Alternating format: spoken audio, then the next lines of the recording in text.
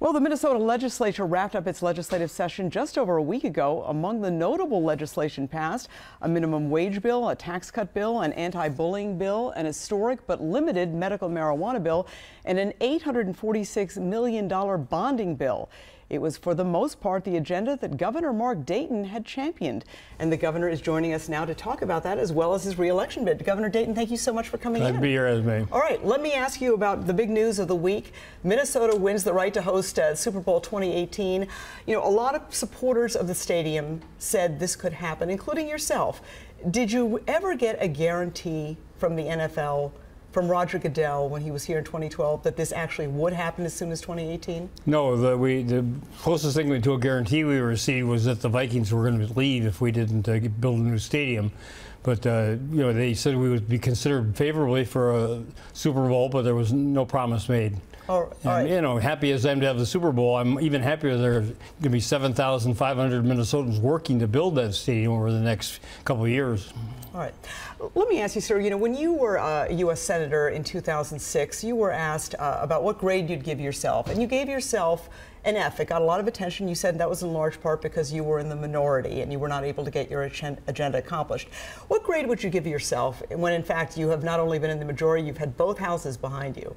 Well, to clarify, I said to give the entire Senate an F because we'd failed on, you know, issues like the Iraq War and the like, but also I said I'd give myself an A- for effort. So this time, I'll give myself an A for effort, and I think an A- for what we've accomplished. We didn't get everything, but we cut a great deal. We cut taxes by $550 million for Minnesota individuals and families and businesses, and you know, it has a strong anti-bullying bill, protect our school children, and minimum wage, as you said, would make it possible for people now to earn a living by their work.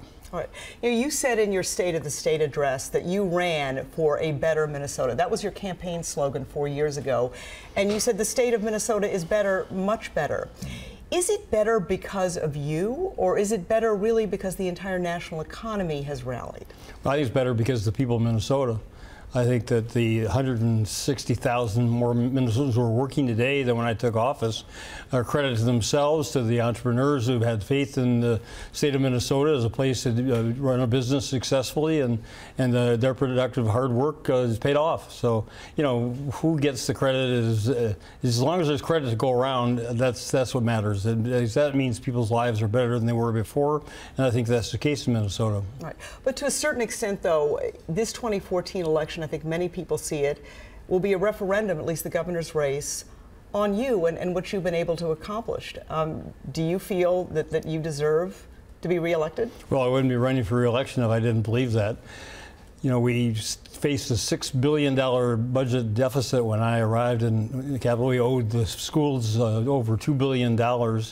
And we straightened all that out. We have a strong fiscal rating. We have surpluses. We raised taxes on the wealthiest 2%, but we used that money to invest in all-day kindergarten and early childhood education and tuition freezes at the university and the MnSCU campuses.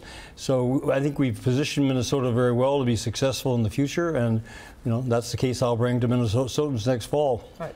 Anybody who's covered you or watched you over the past couple of years has not helped but notice that you have really suffered from some really serious physical ailments. You've had 3 procedures at the Mayo Clinic. You're still recovering from a hip surgery. You know, are you well enough and healthy enough to serve another 4 years in what is arguably one of the toughest jobs in the state? I think so. You know, nobody can predict the future, but as I said before, I don't think there are any brain cells in my hip, so I haven't had that affected at all by that injury, and it tore a muscle off my hip bone. But you know, there are athletes who have that happen too.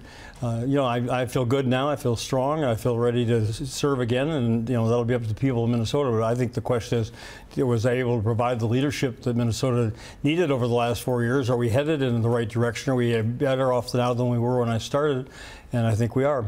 But in terms of your health, you know, going forward, I mean, surely there must be members of your family who've said, you know, why don't you, you know, take a break? I mean, clearly you have been in pain many times over the last couple of years.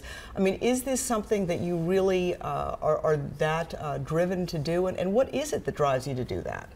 Well, you know, it's curious that they're bringing up Hillary Clinton's health condition now and the like. I mean, you know, I'm 67. She's 66, I believe. And, you know, there's over an age where that's really an appropriate question, but I'll stand by what I've accomplished over the last 3.5 years, and I think she can stand very well behind what she's accomplished. And you know, that's for people to decide. You know, nobody can predict the future, but I feel that I have something to offer. I love this job. I love the chance to serve Minnesota. I love the chance to make a difference, to improve people's lives as we have.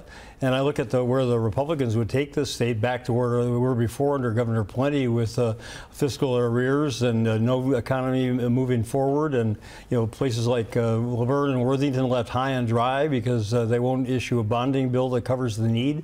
So you know, I just think I have a lot more to offer than they do, and you know, people of Minnesota will be the judge of that. Well, they obviously will in November. Governor Dayton, thank you so much for coming in and for your time this morning. Good to see you, Esme. Thank you. Thank you.